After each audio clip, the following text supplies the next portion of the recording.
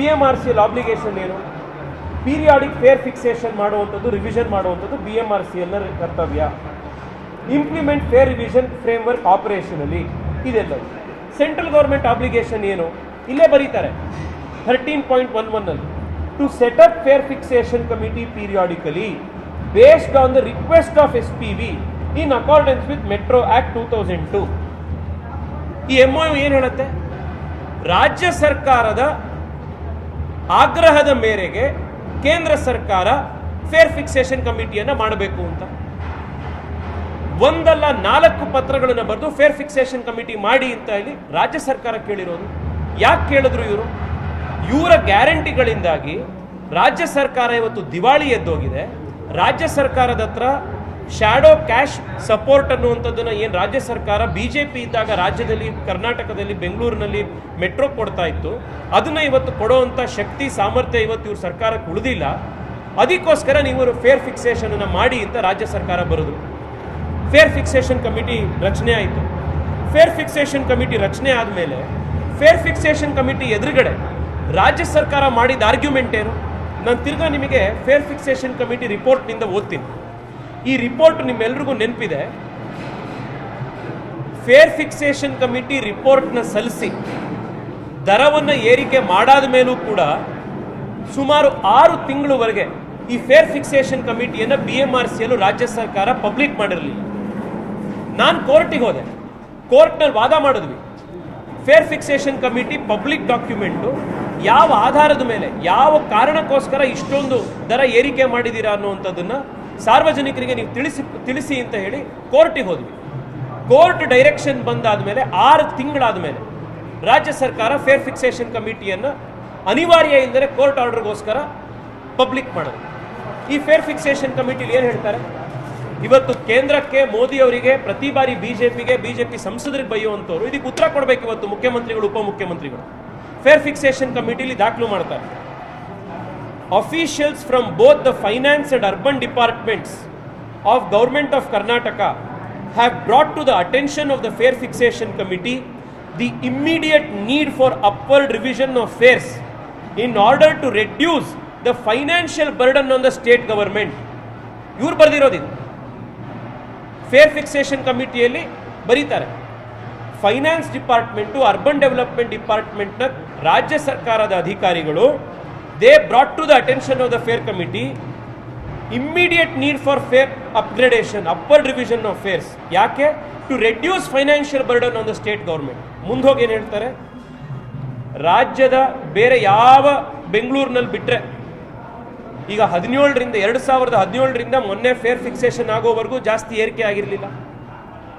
ಅವಾಗವಾಗ ಡೆಲ್ಲಿಯಲ್ಲಿ, ಕಲ್ಕತ್ತಾದಲ್ಲಿ, ಕೊಚ್ಚಿನಲ್ಲಿ, ಹೈದರಾಬಾದಲ್ಲಿ ಅವಾಗವಾಗ ಆಗ್ತಾ ಇದ್ರು. ಆದರೆ ಪ್ರತಿ ವರ್ಷ ಜಾಸ್ತಿ ಆಗಬೇಕು ಅನ್ನುವಂಥ ಸಲಹೆಯನ್ನು ಕೊಟ್ಟಿದ್ದು ಕೂಡ ರಾಜ್ಯ ಸರ್ಕಾರನೇ. ಬರೀತಾರೆ ಫೇರ್ ಫಿಕ್ಸೇಷನ್ ಕಮಿಟಿಯಲ್ಲಿ. Further, the state officials were of the view that fare should be revised annually by having an annual automatic fare revision formula. In fact, the Urban Development Department of State Government has been sending communications in this regard to BMRCL for expediting the constitution of the Fare Fixation Committee. ಯಾರು ಬರೆದಿರೋದು ಇದು? Fair fixation ಕಮಿಟಿಲಿ ಇರುವಂಥ ಪ್ಯಾರಾಗ್ರಾಫ್ಸ್ಗಳಿವೆ. ಡೆಲ್ಲಿಲಿ ಪ್ರತಿ ವರ್ಷ rice ಮಾಡೋದಕ್ಕಿರಲಿಲ್ಲ, ಮುಂಬೈಯಲ್ಲಿಲ್ಲ. ಪ್ರತಿ ವರ್ಷ ಬೆಲೆ ಏರಿಕೆ ಮಾಡಿ ಅಂತ ರಾಜ್ಯ ಸರ್ಕಾರದ ಅಧಿಕಾರಿಗಳು ಫೇರ್ ಫಿಕ್ಸೇಷನ್ ಕಮಿಟಿ ಎದುರುಗಡೆ ಮನವಿ ಮಾಡ್ತಾರೆ. ಈ ಆಧಾರದ ಮೇಲೆ ಈ ಫೇರ್ ಫಿಕ್ಸೇಷನ್ ಕಮಿಟಿಯ ಡೆಲಿಬರೇಷನ್ಗಳು ನಡೆಯುತ್ತೆ, ಪಾಯಿಂಟ್ಗಳಾಗುತ್ತೆ. ಇನ್ನು ಬಹಳ ಪ್ರಮುಖವಾದಂಥ ಇನ್ನೊಂದು ಅಂಶ ಅಂತಂದ್ರೆ, ಇಲ್ಲಿವರೆಗೆ ಕಾಂಗ್ರೆಸ್ ಸರ್ಕಾರ ಬರೋವರೆಗೂ ಕೂಡ BMRCLಗೆ ರಾಜ್ಯ ಸರ್ಕಾರ ಶ್ಯಾಡೋ ಕ್ಯಾಶ್ ಸಪೋರ್ಟ್ ಅನ್ನು ಕೊಡ್ತಾ ಇತ್ತು. ಬಜೆಟ್ನಲ್ಲಿ ಯಾವುದೇ ಕ್ಯಾಶ್ ಲಾಸ್ ಆಯಿತು ಅಂತಂದರೆ ಅದರದ್ದು ರಿಯಂಬರ್ಸ್ಮೆಂಟಿಗೆ, ಮತ್ತು ಏನು ಬಡ್ಡಿ ತಗೊಂಡಿರ್ತೀವಿ, ಸಾಲ ತಗೊಂಡಿರ್ತೀವಿ, ಆ ಸಾಲ ತಗೊಂಡಿರೋದಕ್ಕೆ ಬಡ್ಡಿ ತೀರಿಸೋದಕ್ಕೋಸ್ಕರ ಇಂಟ್ರೆಸ್ಟ್ ಫ್ರೀ ಸಬ್ ಡೆಟ್ ಲೋನ್ ಪೇಮೆಂಟ್ಗಳನ್ನು GOIಗೆ ಮತ್ತು ಡೊಮೆಸ್ಟಿಕ್ ಫೈನಾನ್ಷಿಯಲ್ ಇನ್ಸ್ಟಿಟ್ಯೂಷನ್ಸ್ಗಳಿಗೆ ರಾಜ್ಯ ಸರ್ಕಾರ ಕೊಡ್ತಾ ಇತ್ತು. ಕಾಂಗ್ರೆಸ್ ಸರ್ಕಾರ ಬಂದಾದ ಮೇಲಿಂದ ಈ ಶ್ಯಾಡೋ ಕ್ಯಾಶ್ ಸಪೋರ್ಟ್ ಕೂಡ ಇವರು ಬಂದ್ ಮಾಡಿದ್ರು. ಕಳೆದ 3 ವರ್ಷದಿಂದ ರಾಜ್ಯ ಸರ್ಕಾರ ಕೊಡಬೇಕಾಗಿರೋ 400 ಕೋಟಿ ರೂಪಾಯಿ BMRCLಗೆ ಈಗಲೂ ಕೂಡ ಪೆಂಡಿಂಗ್ ಇದೆ. ಇದು ವಾಸ್ತವ. ಹೀಗಿರಬೇಕಾದಾಗ ಕಣ್ಮುಚ್ಕೊಂಡು ನಾವು ಹಾಲು ಕುಡಿದ್ರೆ ಜನ ಗೊತ್ತಾಗಲ್ಲ ಅಂತ ಹೇಳಿ ಸುಳ್ಳು ಹೇಳುವಂಥ ಕೆಲಸವನ್ನು ಮುಖ್ಯಮಂತ್ರಿಗಳು ಉಪಮುಖ್ಯಮಂತ್ರಿಗಳು ಮಾಡೋದನ್ನು ನಿಲ್ಲಿಸಬೇಕು. ಇವತ್ತು ಕೂಡ GBA ಸಂಬಂಧಪಟ್ಟಂತೆ ಮೀಟಿಂಗ್ ಆದಾಗ ಬಿಜೆಪಿಯ ಎಲ್ಲ ನಾಯಕರ ಜೊತೆಗೆ ವಿಸ್ತಾರವಾಗಿ ಇದನ್ನು ಚರ್ಚೆ ಮಾಡಿದ್ದೀವಿ. ಕೇಂದ್ರದ ನಗರಾಭಿವೃದ್ಧಿ ಸಚಿವರಿಗೆ ನಾನು ಮತ್ತು ಅಶೋಕ್ ಅವರು ವಿಸ್ತಾರವಾಗಿ ಫೋನ್ನಲ್ಲಿ ಕೂಡ ಮಾತನಾಡಿ ಎಲ್ಲ ಅಂಶಗಳನ್ನು ತಿಳಿಸಿದ್ದೀವಿ. ರಾಜ್ಯ ಸರ್ಕಾರದಿಂದ ಯಾವುದೇ ಮತ್ತೆ ಈ ಪ್ರಸ್ತಾಪ ಬಂತು ಅಂತಂದರೆ ಹೊಸ ಫೇರ್ ಫಿಕ್ಸೇಷನ್ ಕಮಿಟಿ ಮಾಡಿ ಅಂತ ಅದನ್ನು ಮಾಡಬೇಕು ಅನ್ನುವಂಥ ಆಗ್ರಹ ಮಾಡಿದ್ದೀವಿ. ಎಲ್ಲದಕ್ಕೂ ಅವರು ಸ್ಪಂದಿಸಿದ್ದಾರೆ. ಅಕಸ್ಮಾತ್ ಆದರೆ ಏನೋ ಕೇಂದ್ರ ಸರ್ಕಾರದ ರೋಲ್ ಇದರಲ್ಲಿ ಇತ್ತು ಅಂತಂದರೆ ನಿಮ್ದೇನೀಗ ಮತ್ತೆ ಫೇರ್ ಫಿಕ್ಸೇಷನ್ ಮಾಡೋದಕ್ಕೆ ಪ್ರಸ್ತಾಪ ಕಳಿಸಿದ್ದಾರೆ, ಅದರಲ್ಲಿ ಕೇಂದ್ರ ಸರ್ಕಾರ ಅದನ್ನು ಹೋಲ್ಡ್ ಮಾಡಿಸೋದಕ್ಕೆ ತಾತ್ಕಾಲಿಕವಾಗಿ ನಿಲ್ಲಿಸೋದಕ್ಕೂ ಕೂಡ ಏನಾದರೂ ಒಂದು ಅವಕಾಶ ಇತ್ತು ಅನ್ನೋದಾದರೆ ಅದನ್ನು ಕೂಡ ಮಾಡಬೇಕು ಅನ್ನುವಂಥ ಆಗ್ರಹ ಮಾಡಿದ್ದೀವಿ. ಮುಖ್ಯಮಂತ್ರಿಗಳು ನಿನ್ನೆ ನಾನು ಕೇಂದ್ರ ಸರ್ಕಾರಕ್ಕೆ ಮತ್ತೆ ಬರೀತೀನಿ ಅಂತ ಹೇಳಿದ್ದಾರೆ.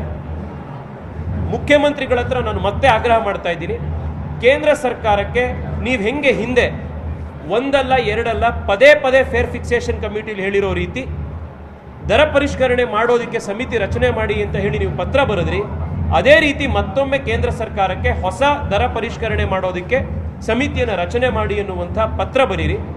ಈ ಬಾರಿ ಪಾರದರ್ಶಕವಾಗಿ ಈ ಸಮಿತಿಯ ಕೆಲಸ ಆಗಲಿ. ಹೋದ ಸತಿ ಈ ಸಮಿತಿ ಎದುರುಗಡೆ ಚರ್ಚೆ ಆದಾಗ 2017ನೇ ಇಸ್ವಿಯನ್ನು ಬೇಸ್ ಇಯರ್ ಆಗಿ ಇಟ್ಕೊಳ್ಳೋದ್ರ ಬದಲು 2016ನೇ ಇಸ್ವಿಯನ್ನು ಬೇಸ್ ಇಯರ್ ಆಗಿ ಇಟ್ಕೊಂಡು ಸಾಕಷ್ಟು ತಪ್ಪುಗಳನ್ನು ತಾವು ಮಾಡಿದ್ದೀರಿ.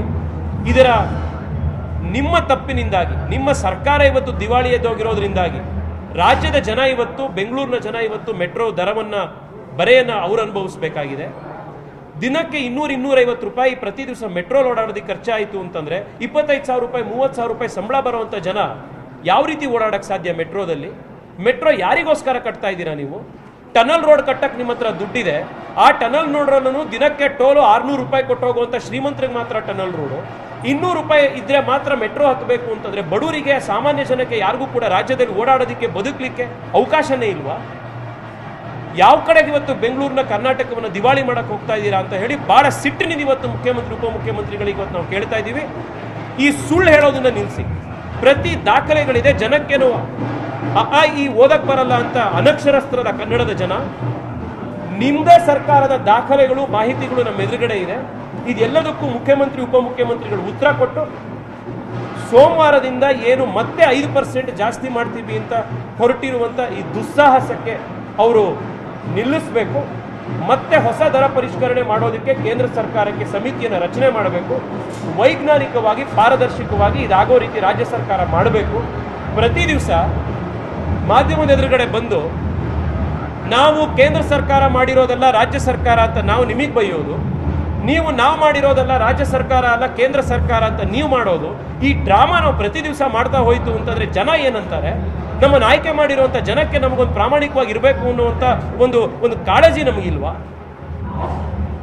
ಮಾತನಾಡೋದಕ್ಕೆ ಮಾತ್ರ ನಾವು ಸೋಷಿಯಲಿಸಮು ಸಮಾಜವಾದ ಅಂತ ಮಾತನಾಡಿ ಬಡವರಿಗೆ ಇನ್ನೊಬ್ಬರಿಗೆ ಇರುವಂಥ ಸಮಸ್ಯೆನ ಅರ್ಥ ಮಾಡ್ಕೊಳ್ಳಿಲ್ಲ ಅಂತಂದರೆ ಬೆಂಗಳೂರಿನ ಜನ ಎಲ್ಲಿಗೆ ಹೋಗಬೇಕು? ಸಾಮಾನ್ಯ ಜನ ಎಲ್ಲಿಗೆ ಹೋಗಬೇಕು? ಮುಖ್ಯಮಂತ್ರಿಗಳಿಗೆ ನಿಜವಾಗ್ಲೂ ಸಮಾಜವಾದದಲ್ಲಿ ನಿಜವಾಗ್ಲೂ ಕೂಡ ಬಡವರ ಬಗ್ಗೆ ಕಾಳಜಿ ಇತ್ತು ಅಂತಂದರೆ ಮುಖ್ಯಮಂತ್ರಿ ಉಪಮುಖ್ಯಮಂತ್ರಿಗಳು ಈ ದರ ಪರಿಷ್ಕರಣೆಯನ್ನು ಮತ್ತೆ ಮಾಡಿ ಅಂತ ಹೇಳಿ ಹೊಸ ಫೇರ್ ಫಿಕ್ಸೇಷನ್ ಕಮಿಟಿಗೆ ಡಿಮ್ಯಾಂಡ್ ಮಾಡಬೇಕು. ಸೋಮವಾರದಿಂದ ಆಗ್ತಾ ಇರುವಂಥ ಈ ದರ ಪರಿಷ್ಕರಣೆಯನ್ನು ಹೋಲ್ಡ್ನಲ್ಲಿರಬೇಕು, ತಾತ್ಕಾಲಿಕವಾಗಿ ಅದನ್ನು ನಿಲ್ಲಿಸಬೇಕು ಅಂತ ಹೇಳಿ ನಾನು ಬೆಂಗಳೂರಿನ ಜನರ ಪರವಾಗಿ ಮತ್ತೆ ಮುಖ್ಯಮಂತ್ರಿ ಉಪಮುಖ್ಯಮಂತ್ರಿಗಳಿಗೆ ನಾನು ಆಗ್ರಹ ಮಾಡ್ತಾ ಇದ್ದೀನಿ. ನಿರ್ಭೀತ, ನಿಷ್ಪಕ್ಷಪಾತ, ವಿಶ್ವಾಸಾರ್ಹ ಸುದ್ದಿಗಳಿಗೆ ಮತ್ತೊಂದು ಹೆಸರಾಗಿರುವಂತ ನ್ಯೂಸ್ 18 ಕನ್ನಡ ಈಗ ಆಪ್ನಲ್ಲೂ ಲಭ್ಯವಿದೆ. ದಯವಿಟ್ಟು ಇಲ್ಲಿರುವಂತ QR ಕೋಡ್ ಸ್ಕ್ಯಾನ್ ಮಾಡಿಕೊಂಡು ಆಪ್ ಡೌನ್ಲೋಡ್ ಮಾಡೋದಕ್ಕೆ ಮರಿಬೇಡಿ. ನಿಮ್ಮ ಬೆಂಬಲ ಹೀಗೆ ಸದಾ ನಮ್ಮೊಂದಿಗಿರಲಿ. ಧನ್ಯವಾದ.